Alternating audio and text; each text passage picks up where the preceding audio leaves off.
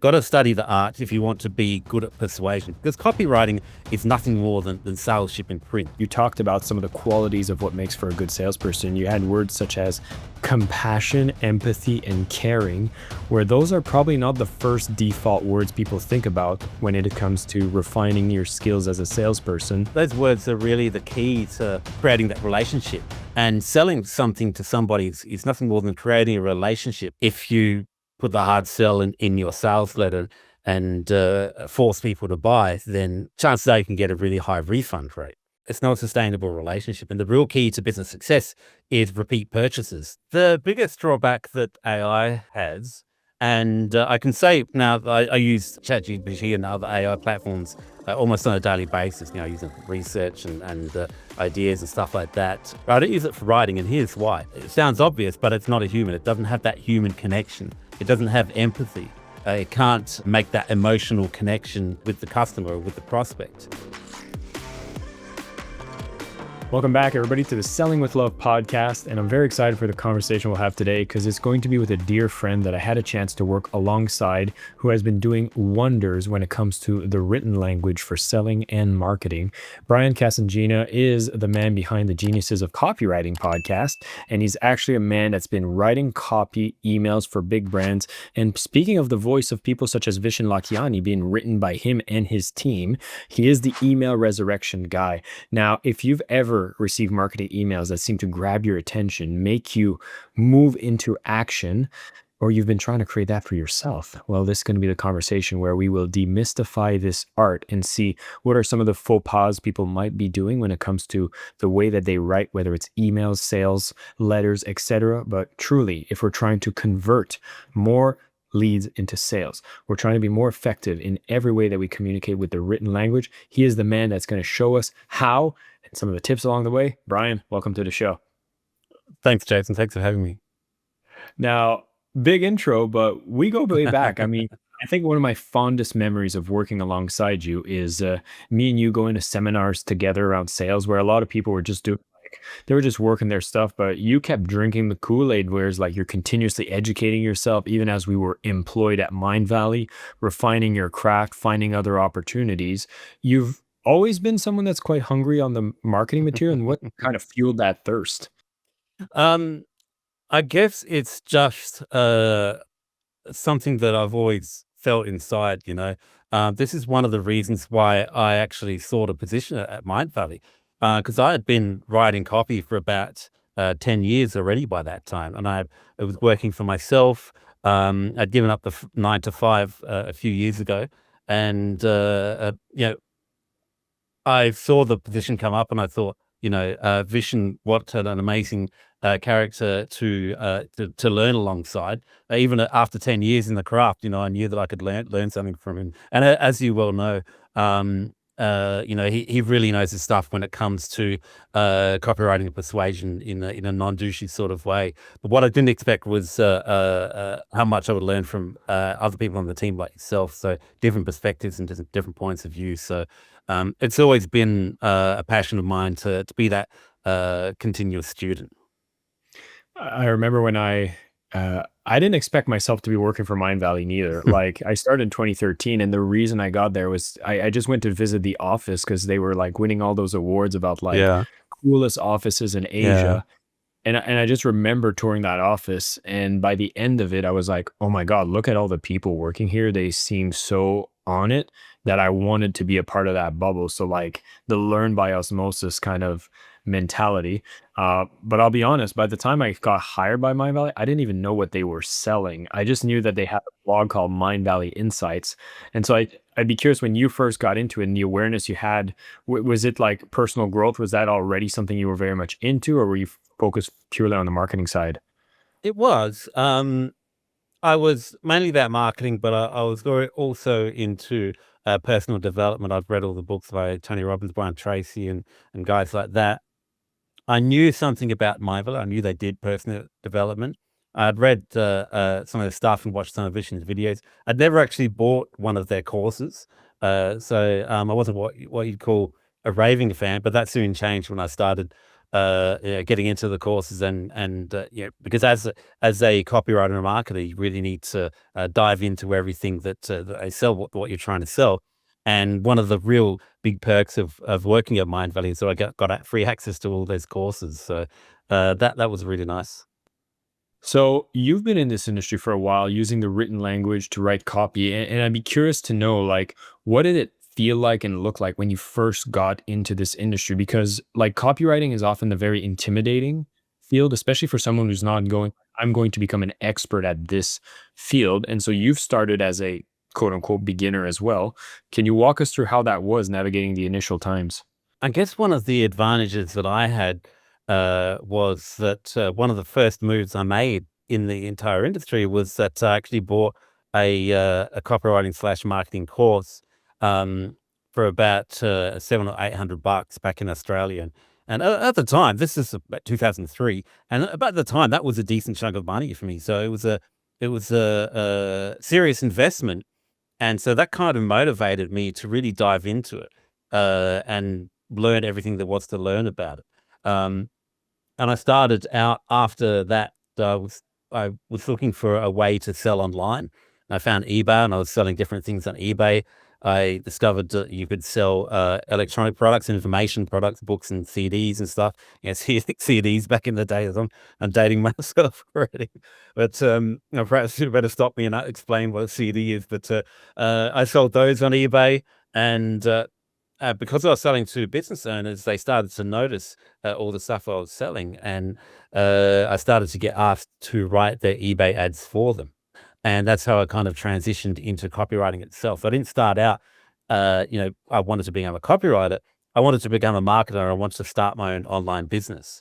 I got into copywriting because, back then I was selling a lot of physical products, and I found that actually writing a person's eBay ad, I could charge a lot more, and there's no lining up at the queue in the post office to send stuff out. So that was good. Nice.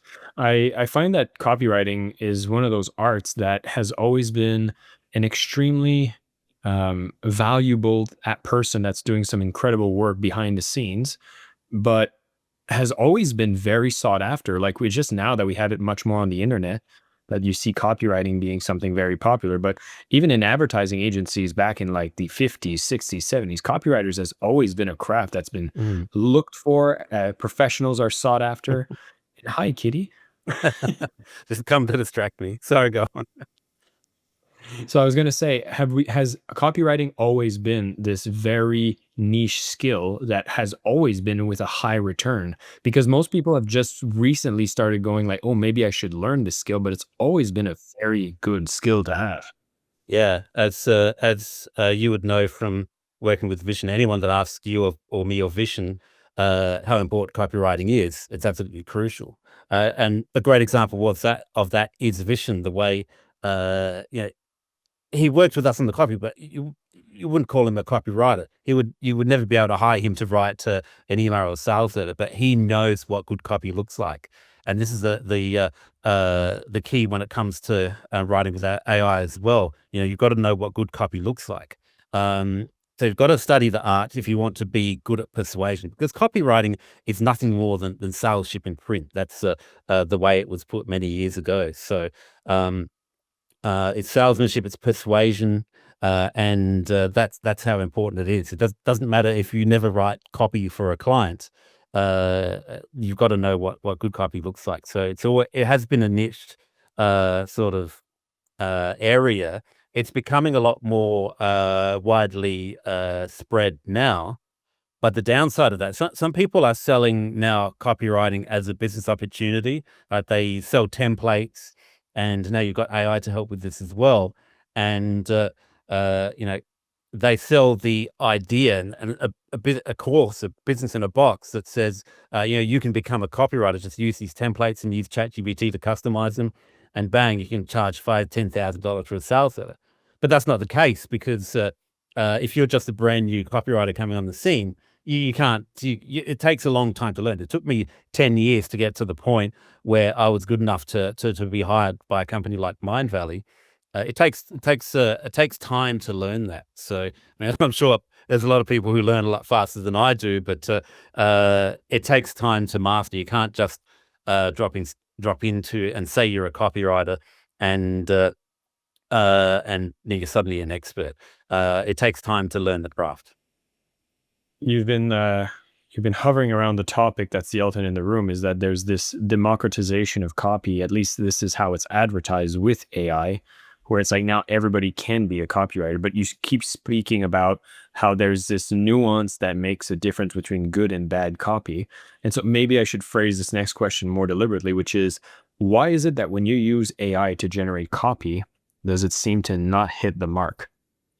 The biggest drawback that AI has, and I can say now that I use ChatGPT and other AI platforms almost on a daily basis, using research and ideas and stuff like that. It's been a great help to me. But I don't use it for writing, and here's why. Because the problem with AI is it sounds obvious, but it's not a human. It doesn't have that human connection. It doesn't have empathy. It can't make that emotional connection with the customer or with the prospect. Um, there may come a time when later on down the track when it doesn't, and that would be fantastic because I'll be able to use AI to write all my copy for me, and I'll never have to write a word myself again. That'd be amazing, but we're not there yet. We're not there yet with the latest ChatGPT or Claude or any of the other ones that are coming out, because it's just not that human connection. There's no empathy. There's no understanding. Because when you or I write a piece or we talk to a person and try and solve their problems, we're connecting with them on a personal level, on an emotional level. We're understanding them. And AI is just a replica of that. So it gets pretty close. It kind of says all the right things. It sounds smart, but it doesn't quite connect in the way that we need it to when you're actually going to make a sale.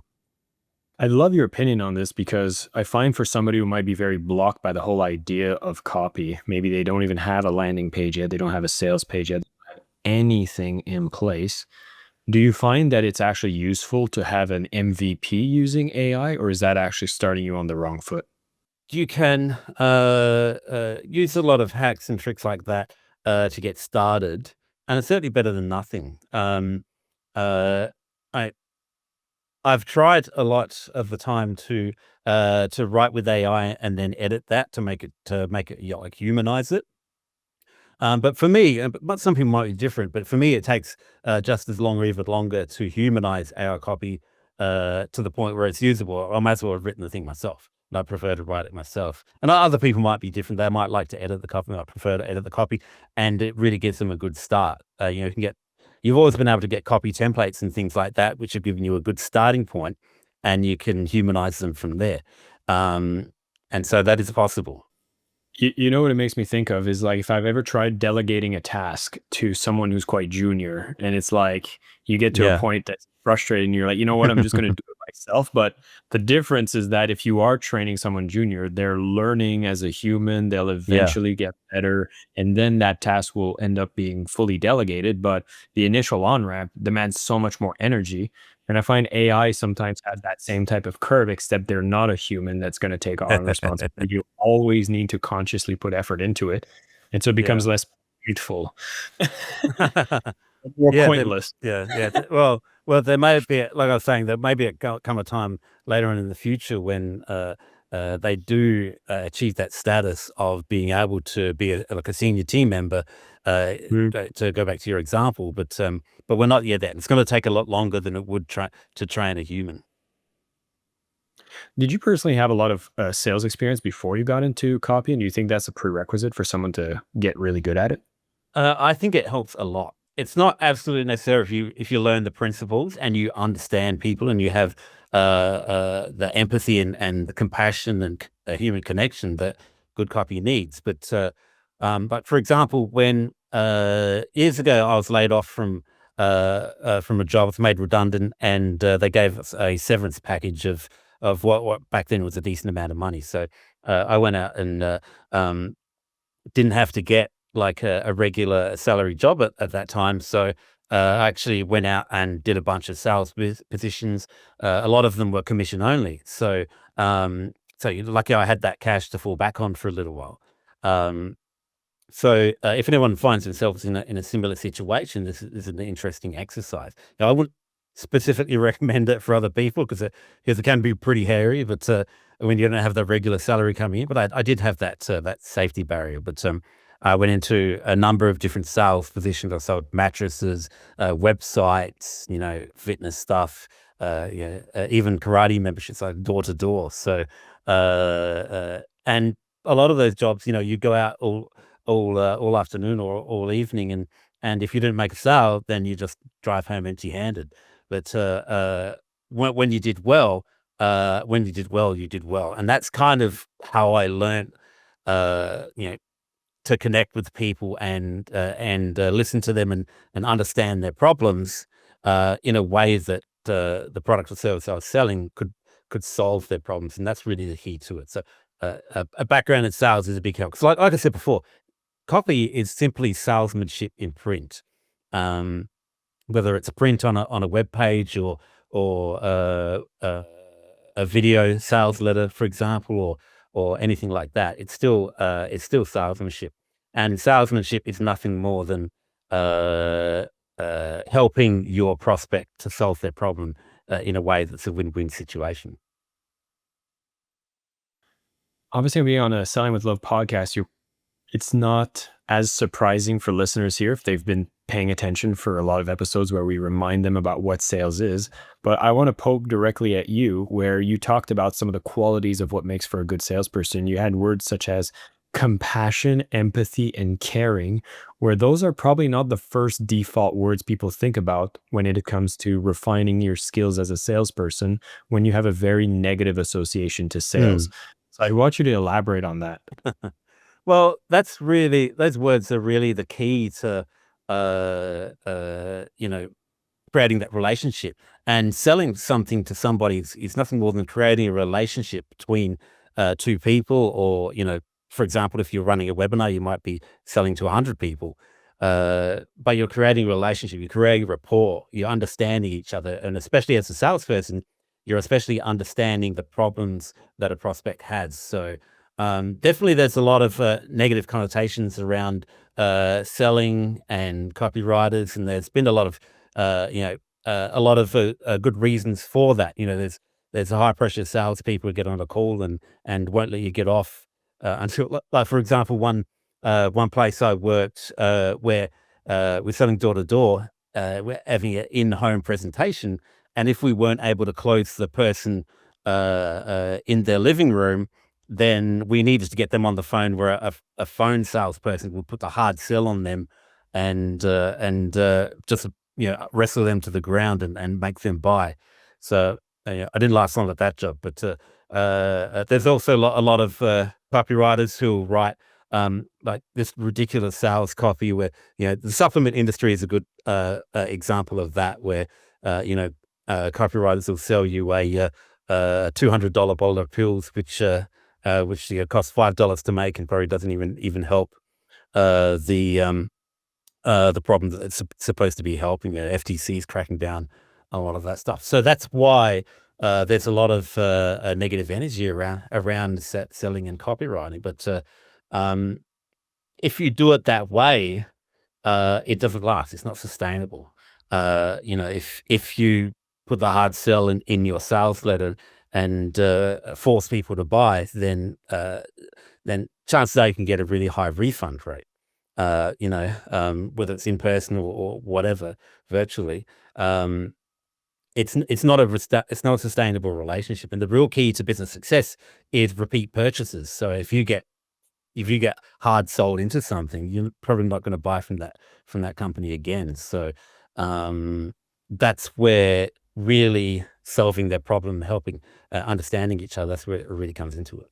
Yeah, I think this is one of the um, dark sides of how easy it is to get up and running, of putting a product up and being able to sell it with very low upfront capital. The internet did a lot of Yeah. wonderful things, but I think one of the negative ones is that you can get something up and running pretty quick. And if you're going to be a fly by night scammer, you can pop one product, get it up, start selling it, even if it's an ineffective product, as you're using sales tactics that just like Mm. completely uh, dehumanize the other person and bring him down to make them buy and give him a product that has nothing. Then you can shut down shop and start again something different. And I mean, you're seeing all these like online scams, and I mean that's going beyond copy. I think in general, you're seeing a lot of like I saw a documentary around this tax pay your taxes scam that keeps popping up in Canada, and like they're using technology. They have call centers. They're writing out some stuff. The whole thing is very sophisticated, and it's like it pops up every month, and it's pretty crazy.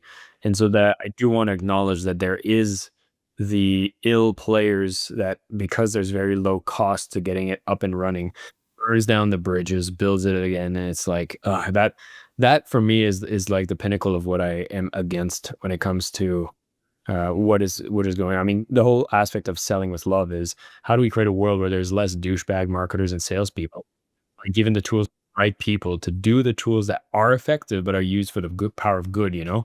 And so I see you championing that right now. And so I'd be curious to see what you're noticing are possible shifts maybe in the last like 5 years that's happening in the world of copy since you're pretty close to the industry. Are we seeing any positive and negative or interesting trends? Um, it's the major trend that I'm seeing now is a shift towards less douchey copy. Because we've both seen the kinds of the kinds of copy that we're talking about here. Is, in copywriting, we call it the magic pill, and what some people are trying to sell is basically, not literally a supplement or a pill, but you basically take a pill and you wake up in the morning either rich or thin or with the three girlfriends or whatever. That's basically what we call the magic pill in copywriting. The easiest, least effort offer that you can make, and the business opportunity market is a prime example of that. What sells in the business opportunity market is, you buy a box and you press a couple of buttons, and then cash falls from the sky, and your wallet explodes, and that's we've both seen that kind of thing. Uh, I literally saw a video sales letter just the other day, which was literally saying, his customers are giving testimonials and saying, I pushed the button and suddenly I've got $8,000 in my bank account. And I was just laughing because there's no way that that's any remotely legit. I'll jump in because what I've been seeing ads about recently is some sort of like PDF moneymaker with AI. It's been like make money PDF AI, and it's just like instant crack cash grab type of Yeah. ads. And what is this poop? Yeah, that's the biggest trend that I was going to come to next. AI, and it's split off into two branches. It's split off into douchey and non-douchey. So the douchey people are taking AI and scraping content and having ChatGPT rewrite content, so it's like so-called unique, and then they've got an instant product there, and it's like the amount of effort to do that is getting lower and lower and lower, and they can create an instant product, instant funnels, instant sales letters that way. I mean, they're not going to be any good, but they can roll them out, and it's just spam them everywhere. Whereas the non-douchey branch of AI is great. Is where I use it for coming up with ideas and different angles, and exploring things, researching, helping me understand things before I actually start writing. So that is definitely the biggest trend, as you probably know. Yeah. Well, it's very interesting all the support that you have when it comes to using AI. I'd be curious as a copywriter who has chosen the light side. When you speak about research, like what's a practical way that someone who's wanting to get their sleeves up, start writing some persuasive words, like how do you use AI in a way that somebody could emulate? So basically, I use it as a shortcut to the old process. The old process was we would go into forums and Facebook groups and online communities like that and find the biggest questions that people have. We'd copy and paste questions and answers from forums, for example, into a doc, and so that we would be able to read that later on and understand all the different problems that they have. Um, AI is great because it now shortcuts that process. You can go out and explore all that stuff. It can figure out the trends. It can, and the important part. when you do this is to have it cite sources. So it'll give you a link to the source where it got that information from, so it just doesn't hallucinate stuff. So AI has really shortcutted that process, so we can understand what people are talking about online, what problems they're having. It can breed Amazon reviews and stuff like that, Yelp reviews and all that, and see what kind of competing products are out there, what sort of competing websites are out there, what they're doing. It brings all that research into one chat, and not only that, it helps you summarize it. So if it's like the problem is it's often a mountain of data. So scroll and scroll and scroll, and you're reading forever, and you can just say, hey, yeah, summarize this in 3 paragraphs and 10 bullet points or whatever. So that's the real shortcut. Yeah, I've done that, maybe a little outside the field of copy, but if I'm like on sales, like consultative sales, I often do like a bit of an assessment for a company. I'll do like user interviews, et cetera. And I'm using AI to put up transcripts, pull out some key insights, actions. It's like, God, that makes it so valuable for the person that's on the other side, where I can bring in this information, have it very condensed, and I can imagine in writing copy. She just gave me the great idea, which is like you could probably come up with all of the FAQs pretty good on like legitimate Yeah, questions, right? that's literally what it's doing. It's coming up with the frequently answered questions, and we know that the FAQs on web pages always increase conversions. So it's a great tool for that, and you're literally getting it, and it can even write them for you. That's true. You could have the answers right provided for it and Yeah. then do a couple tweaks. I'd be curious as far as if somebody's kind of listening to this conversation, you're like, okay, I want to give this a try. Are there some initial steps you would encourage people to take so that they can get started with doing this and feeling a little less intimidating? And given that this is such a big aspect, maybe I would focus on email. Like writing out emails to a list is often the place where most people have hesitation. Heck, I have hesitation for it myself. Yeah, yeah. Emails are really interesting. That's why I do a lot of email work, because it allows that one-on-one communication with the person. Even if you're sending to a list of 100,000, it feels like one-on-one. But to get started there, the first step, after assuming you've learned copy and you're studying it, which there's different ways of doing that, the first step is to get on as many email lists as you can. So if you're choosing a niche, let's say it's the alternative health niche, for example. Go to all those websites, sign up for their newsletters, download their free stuff. Anywhere you can put your email address in, put that in. You can create a separate email address for this if you like. Or you can just have it to your Gmail, where most of these emails will go into your promotions tab anyway. And that promotions tab kind of becomes the place where you go when you want to read other people's marketing emails.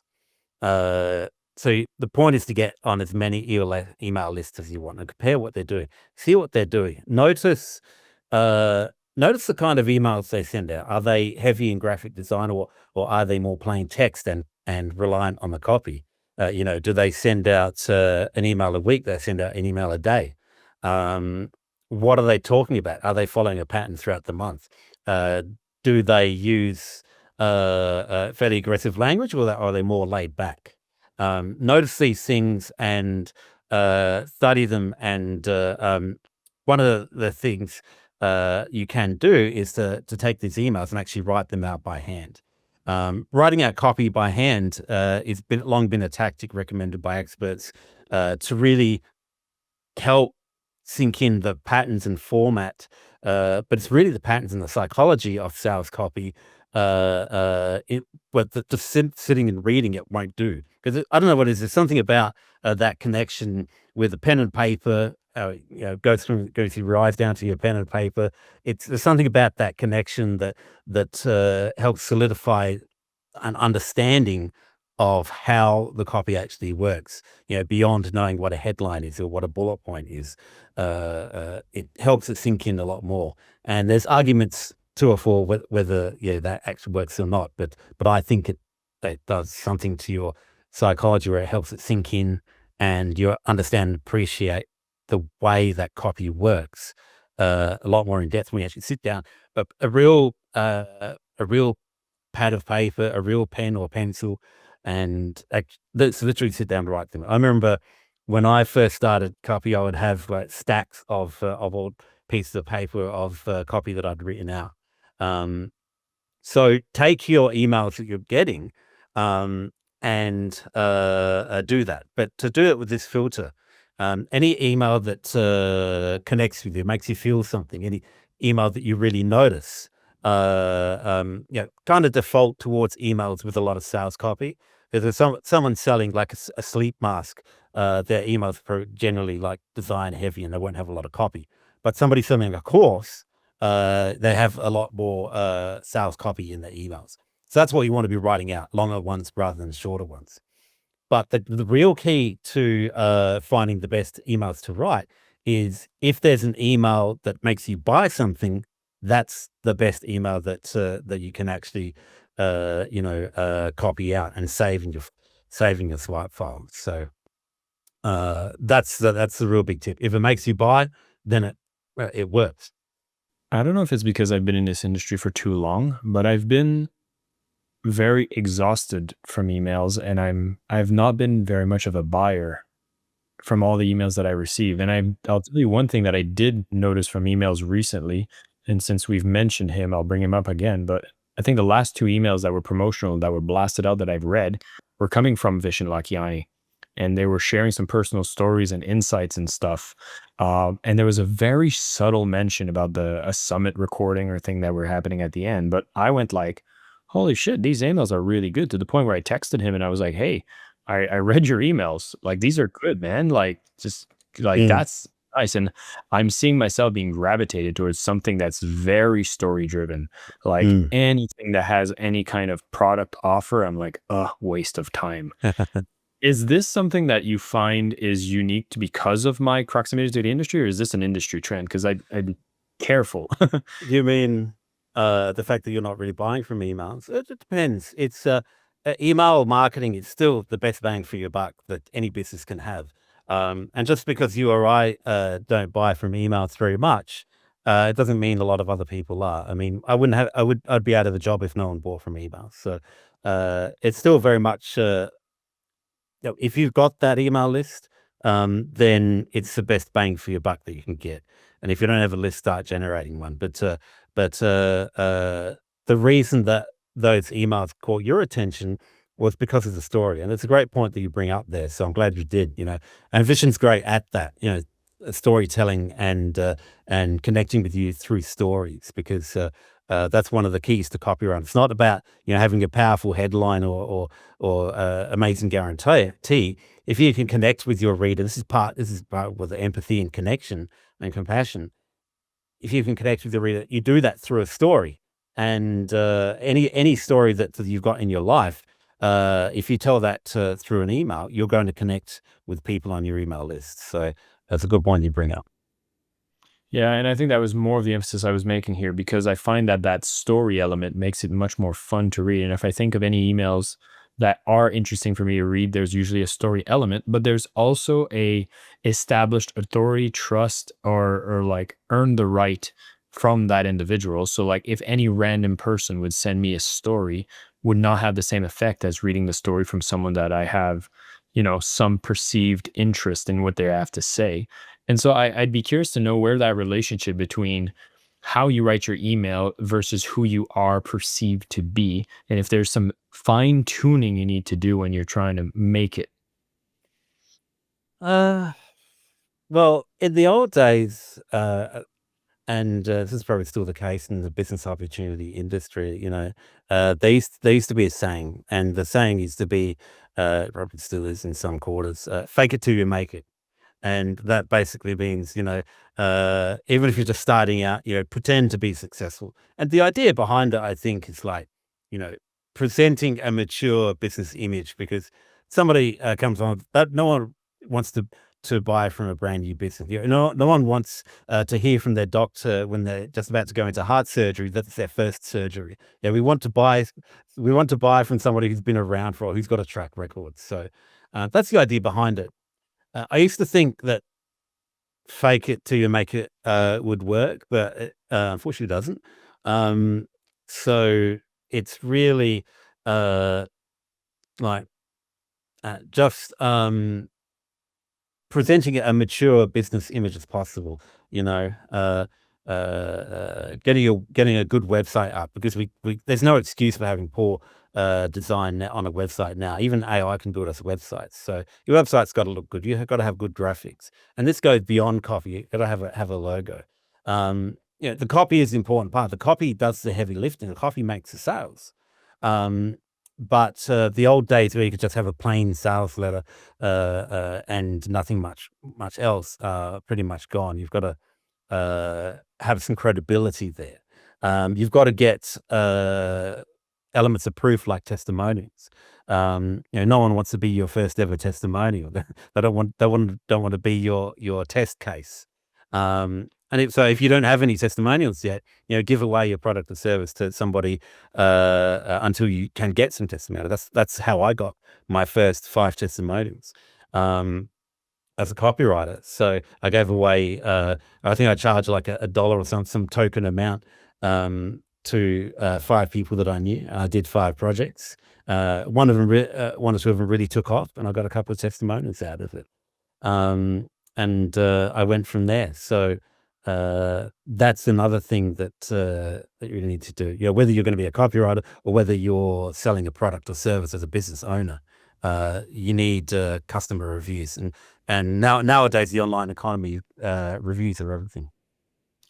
Yeah, you're hitting on one of my pet peeves, where I see people selling these products being like, you should be charging what you're worth, high ticket. And then people are like, well, I need to sell my product for such a high amount so people perceive me as valuable, but without a single testimonial or without having actually delivered the product or service to a few people that have been able to vouch for the value you provide. And so I'm always saying the exact same, is like your first mission is to get like those 5 first testimonials.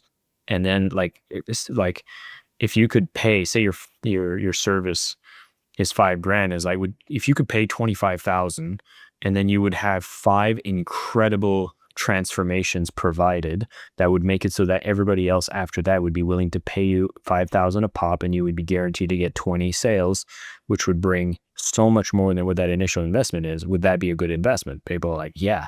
Then it's like, well, that's what your first 5 giveaways are, except you don't need to pay 25,000. You just need to offer free. And so to me, like, that's the seed thing that I want people to kind of get in their minds. And so I'm glad we're on the same page there, because the reviews and the emphasis on testimonial, never, there's no such thing as too much. And so, Brian, like, I love everything that you do and what you're bringing forward. I see you interacting a lot in a lot of the groups where there's a lot of people speaking about marketing, and you're always a voice of reason, and I respect that. And I'm very excited that you're in the field and bringing your valuable knowledge to the masses. And so I'm grateful you've come here and shared with Selling with Love, although I can't let you go before I ask my token question, which is, being on a Selling with Love podcast, how would you define what selling with love is? It's a duty of care. So if I sell something to a person, the only way that has value is if they get like a good result from it as well. So I make a profit from my sale, and they make a profit from the purchase, but their profit is not money. Their profit is in solving their problems. It's not having a toothache. It's having a reliable car that they love. It's being able to start a business. So that's their profit. So both sides have the profit. I mentioned before that I want to create a win-win situation, and that's what it is. There's no good in me selling something that doesn't solve somebody's problem, because that's not sustainable, like I was saying. So win-win situation all the way. Brian, thank you for your time, your wisdom, and the work that you put out into the world. If somebody's gotten their appetite, only a sample being received from this conversation, they want to go deeper, what's the best places for them to get more resources from you? I would follow me on social media, probably. I'm most active on Facebook. I also have the podcast, Geniuses of Copywriting, which you can look up, and that's where I interview a lot of guests. Hopefully I have Jason Campbell on there sometime soon. But there's a lot of that's a great resource if you're wanting to learn about copy and persuasion as well.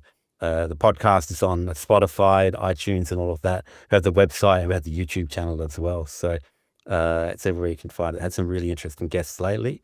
And that's you will hear me and some of the best experts in the world. So tune in and let me know what you think.